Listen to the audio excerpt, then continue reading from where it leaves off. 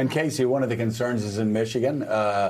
Ron Fournier retweeted an article talking about concerns in the Detroit area, especially that the Trump people are going around knocking on doors while there is a feeling on the ground that the Biden campaign is largely invisible. Right, Joe, and they are trying to make a virtue out of this, as Leibovich just laid out pretty clearly. But I actually have been reporting on this. We sent a crew out to Macomb County, which is, of course, one of the critical battleground places, to look at what the Trump campaign was doing. And then I talked to some Biden volunteers as well. I think if we show you a little bit of this, it's very easy to get a sense of why some of these Democrats are nervous about how this is being handled. Let's look at, I talked to these volunteers about what it's like for them to work for the Biden campaign in the pandemic. Then after that, I'll show you a little bit of what the Republicans are doing. Let's start and look at the Biden volunteers. What kinds of protocols and rules did they lay out for you to try and figure out how to run an organizing campaign in a pandemic? Yeah, so they made very clear to us that we would be just doing phone calls from home, that it's very convenient. You know, we just are able to log in to the call center from our laptops, start making calls from home. We just use our cell phones, but, you know, we can log into Google Voice to keep our numbers private, you know, just for our own safety. And it's honestly, it's been super easy and super convenient for somebody that is very much an introvert and is kind of afraid to knock on doors. This is something that I absolutely am happy to do. It's easy to do. I enjoy it. I feel good about doing it. I feel safe. So it's been a really positive experience. So, quiet of their own home in Grand Rapids. Then here is some video of the Trump campaign volunteers actually knocking on doors in Macomb County, Michigan. And do we have video of there was an event as well? Ronna McDaniel firing up the crowd. Not an easy thing to do on Zoom. I'm not sure if we have it or not, but suffice to say the energy is very high in the room. And, you know, I mean, there are obviously concerns about this. I mean, we saw those folks there wearing masks as they were going about their business, which seems to be a good thing. Here's McDaniel rallying up the crowd. Do we have the sound on that? You can see them all gathered together. Let's bring it up. Okay, we don't have the sound on it, unfortunately. But as you can see, they're all gathered together, signs. She's telling them, you know, your future depends on this. So, you know, it's clear that they think, the Biden campaign thinks that they are living their values by doing this way. But there's a real question about whether that's actually going to work. And, you know, Joe, I saw your tweets about what Ron Fournier was talking about and the concern here on the ground in Michigan. It's definitely something we're starting to hear more about.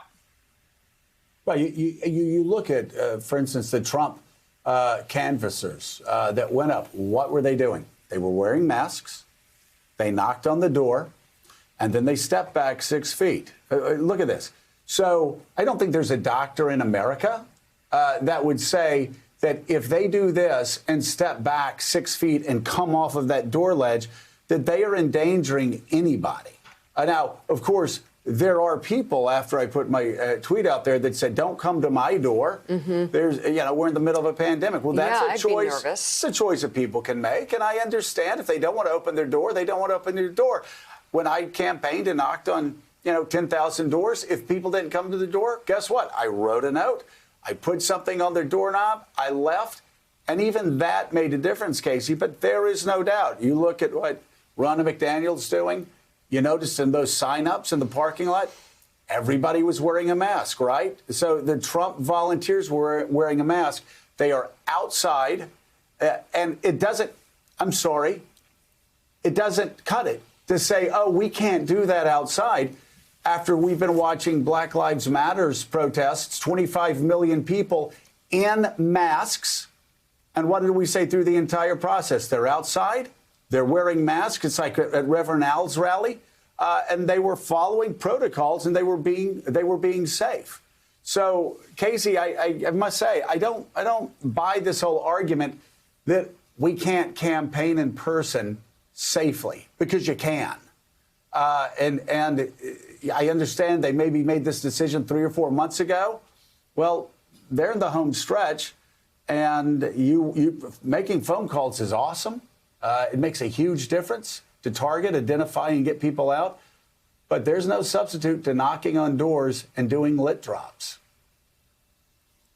Well, and getting that time with voters to actually have a chance to make your pitch face to face. I mean, I think we all know that face to face interactions, and we all miss them very much in the pandemic. They are oftentimes, and you would know this when you were a candidate, they're the most effective way to convince somebody to actually take action on your behalf. I think your point is the right one, that these calls were made when the pandemic was in full force. I think there's a lot of fear still among many Biden voters who are worried about the pandemic, and legitimate fear, and some questions about how to go about doing this the right way. But, I did think, certainly what we saw from the Trump folks is that their volunteers are conducting themselves not necessarily the way the president is telling everyone to conduct themselves sometimes when he's talking about how this virus is not a threat. I mean, they clearly are making sure, because, and I heard from people as well when I've tweeted about this particular topic, that they don't want a stranger, especially a stranger not in a mask,